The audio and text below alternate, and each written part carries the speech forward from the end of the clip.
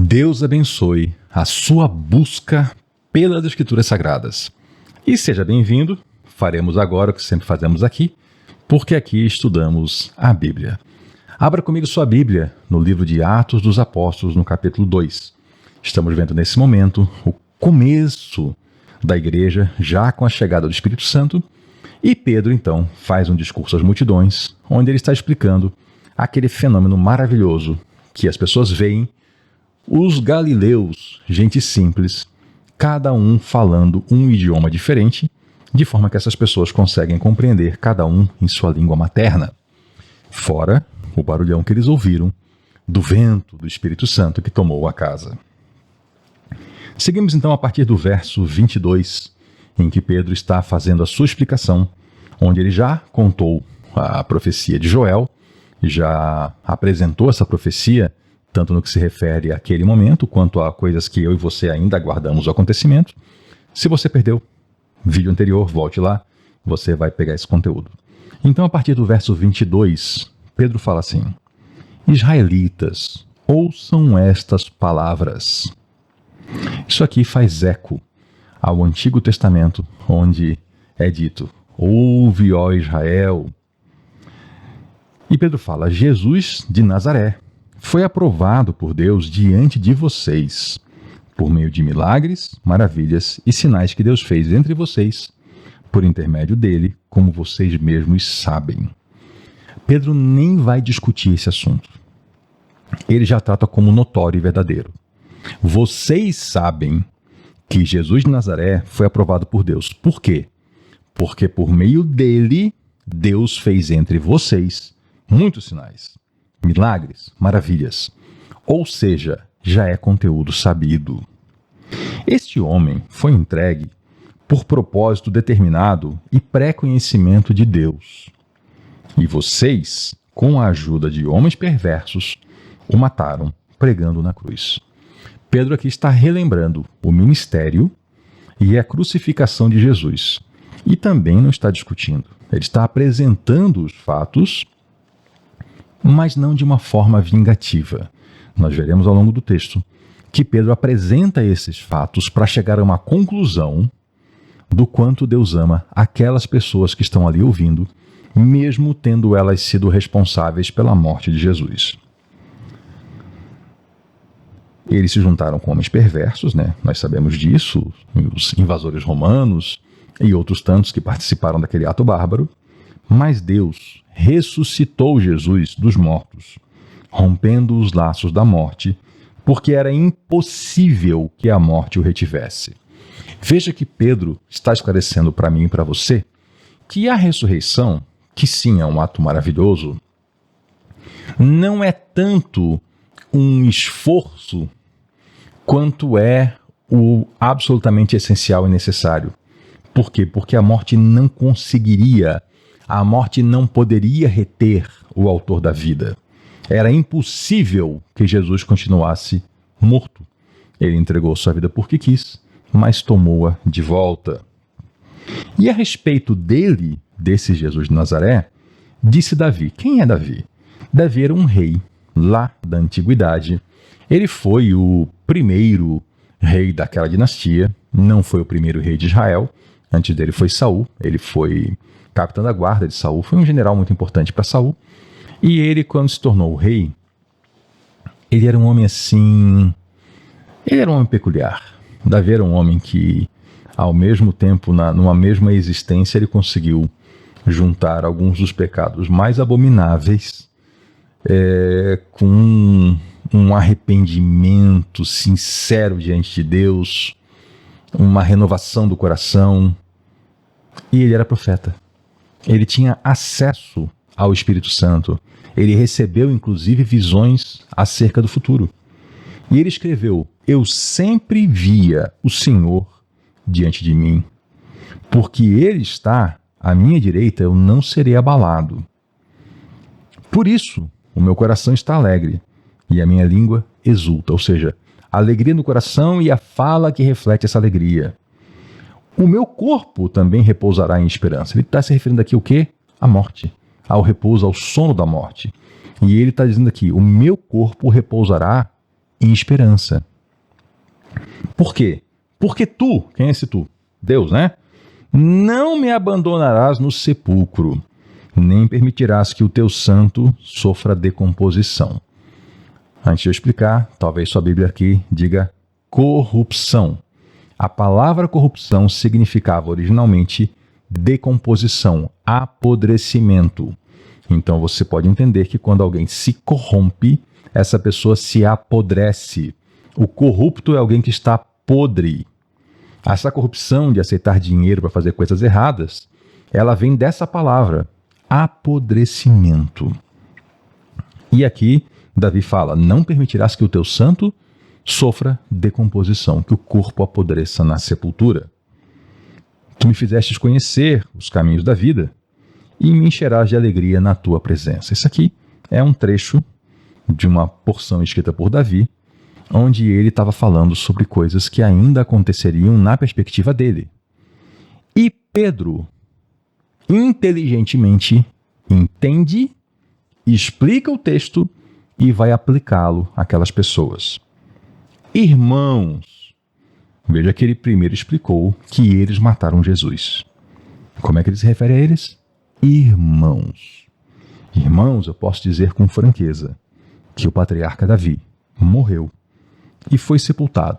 E o seu túmulo está entre nós até o dia de hoje. Então, Davi falou que o seu corpo não ficaria na sepultura, que o seu corpo não apodreceria. E séculos depois, Pedro está aqui dizendo, irmãos, permitam-me dizer, Davi morreu, foi sepultado e o seu túmulo está aqui perto entre nós. Mas ele era profeta e sabia que Deus lhe prometera sob juramento que poria um dos seus descendentes no trono. Ele se refere aqui a Cristo reinando. Cristo era, sim, descendente de Davi. Prevendo isso, ele falou da ressurreição do Cristo.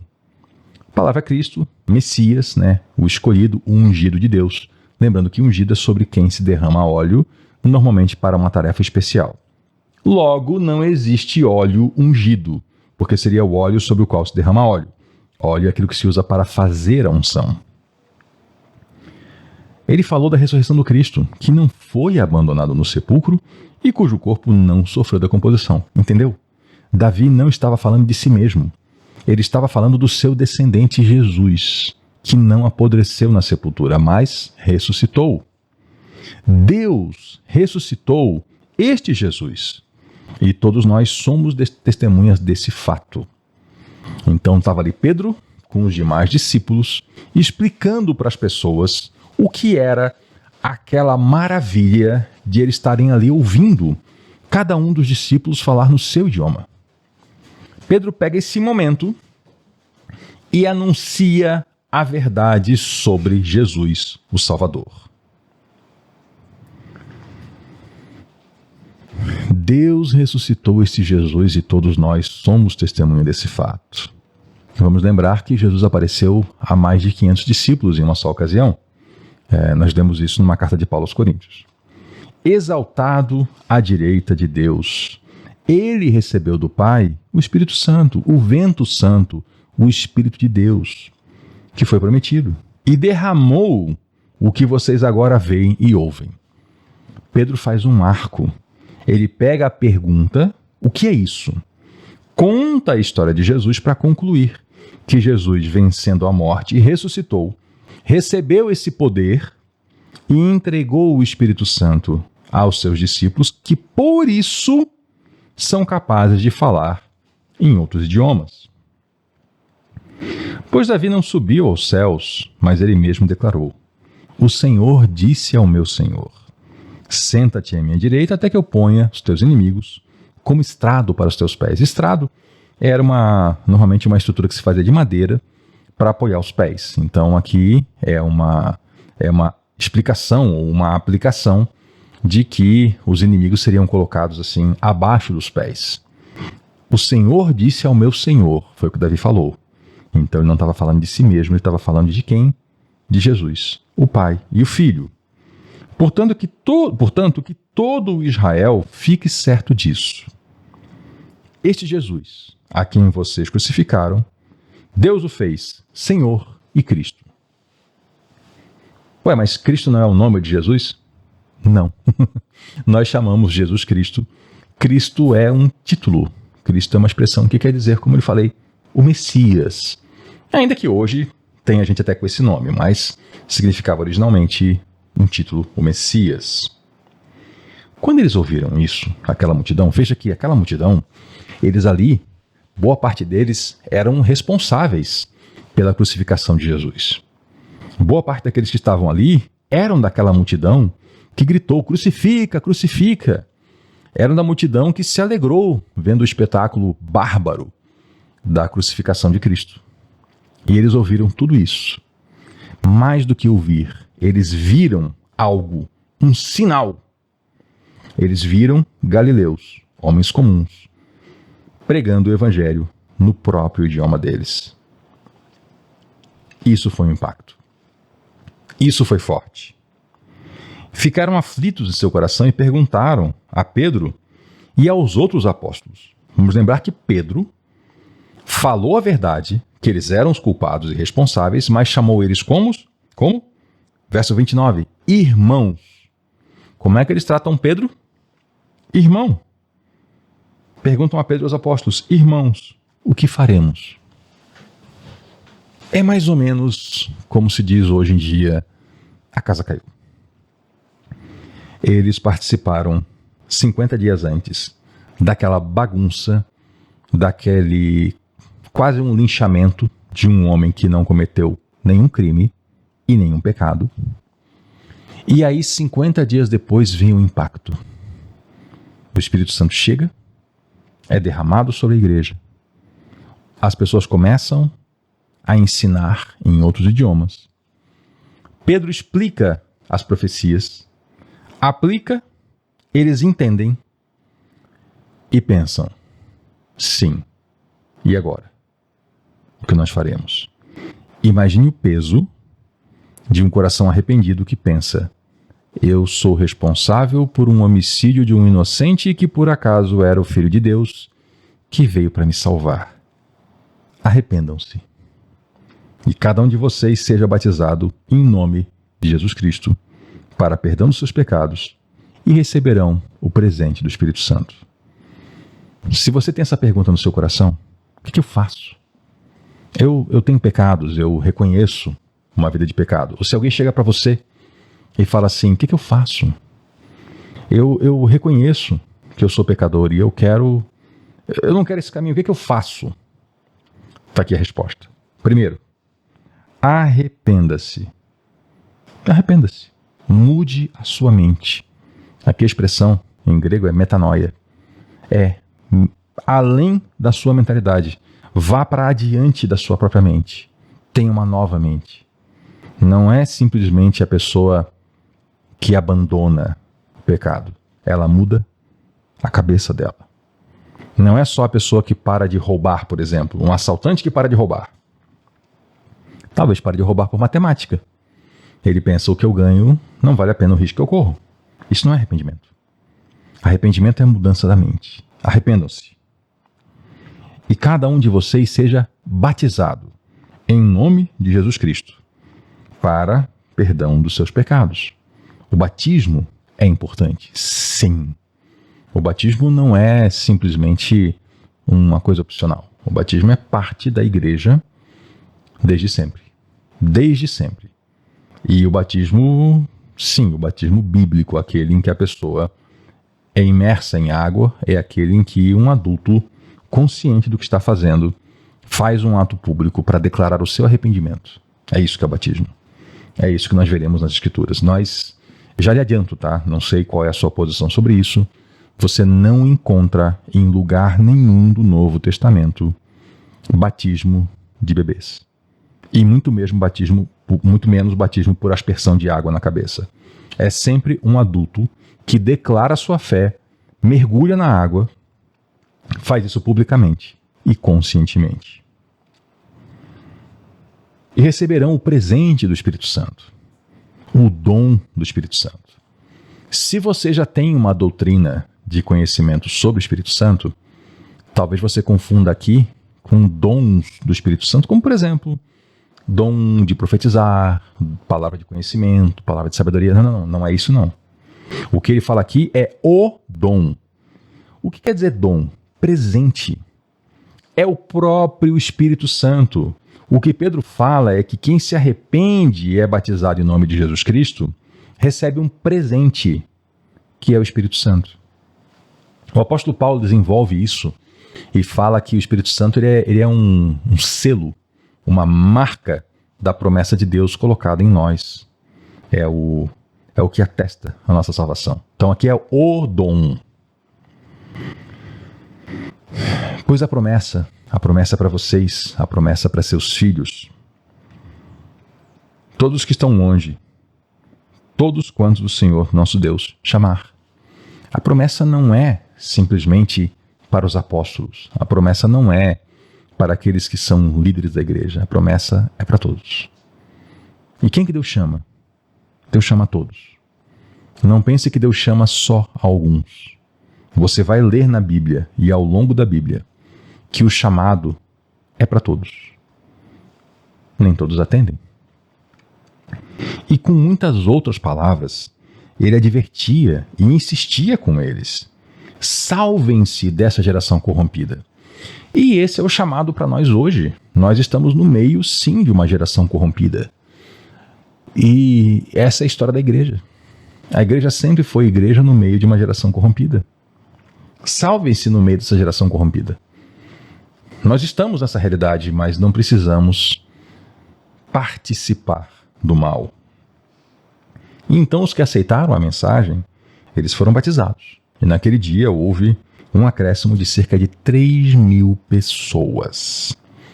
Pense que uma pregação resultou em 3.000 pessoas se arrependendo, começando uma nova jornada, vida nova.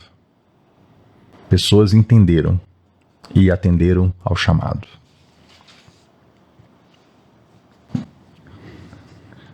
Eles se dedicavam ao ensino dos apóstolos e à comunhão, ao partir do pão e às orações. Se dedicavam. Isso quer dizer uma prática frequente e intensa. Ao quê?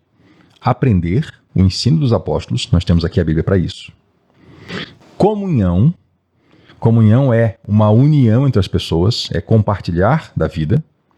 O partir do pão, que é a ceia do Senhor, e orações. Você quer que um bom guia, um manual de vida? Está aqui. Todos estavam cheios de temor, e muitas maravilhas e sinais eram feitos pelos apóstolos. Muitas maravilhas e sinais, ou seja, a partir daquele momento que eles foram cheios do Espírito Santo, eles seguem fazendo sinais, maravilhas e milagres. E os que acreditavam, os que criam, mantinham-se unidos e tinham tudo em comum. Vendendo suas propriedades e bens, distribuíam a cada um conforme sua necessidade. Calma, não é para você sair vendendo o que você tem, não é para todo mundo sair fazendo isso. O termo aqui em grego, o tempo verbal, nós não temos em português. A ideia é que as pessoas iam vendendo, ou seja, surgia uma necessidade, alguém voluntariamente vendia algo que tem, supria isso. Isso continua acontecendo. Se isso continua acontecendo, quer dizer que eles não venderam tudo uma vez só. Né? Então, eram pessoas generosas. E distribuíam a cada um conforme o que precisava. Todos os dias, eles se reuniam no pátio do templo. Todos os dias eles iam lá fazer uma reunião, uma espécie de um momento de celebração, um culto. E eles partiam o pão em casa e juntos participavam das refeições com alegria e com coração sincero, louvando a Deus e tendo a simpatia de todo o povo. Todo o povo, mesmo os não cristãos, simpatizavam com eles pelas suas boas atitudes. E o Senhor acrescentava a eles diariamente todos os que iam sendo salvos. Todos os que iam sendo recebidos eram acrescentados a esse grupo. Era uma comunhão intensa? Era. É diferente do que acontece na história? Sim. Nós veremos isso ainda e veremos o porquê. Até lá, siga lendo sua Bíblia. Até a próxima.